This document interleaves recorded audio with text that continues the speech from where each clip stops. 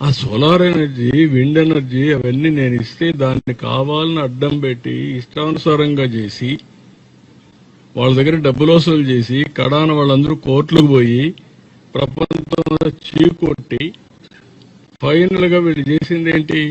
9,000 కోట్ల రూపాయలు నా మీద కోపంతో ఊరికే వచ్చే కరెంటు వాడకుండా ఫిక్స్డ్ కాస్ట్ కింద డబ్బులు పే చేశారు. ప్రజల డబ్బుల్ని 9,000 కోట్లు పే చేశారు కోర్టు ముట్టుకాలేస్తే. అంటే ఇవన్నీ ఏం చెప్పినా ఊరంతా వీళ్ళు ఇన్ఫ్రాస్ట్రక్చర్ చేశారంట.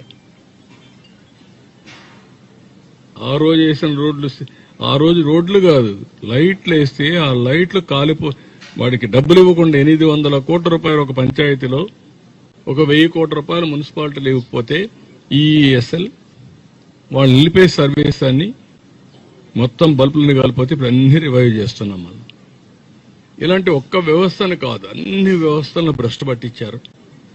ఇప్పుడు ఎదురుదాడి చేసే పరిస్థితికి వచ్చారు. ఏం పర్వాలేదు, నేను సాక్ష్యాధారాలతో సహా ట్రాన్స్పరెంట్ గా ప్రజల ముందర పెడతా. ప్రజలు గుర్తుపెట్టుకోవాల్సింది మీ భవిష్యత్తు మీ చేతుల్లో ఉంది.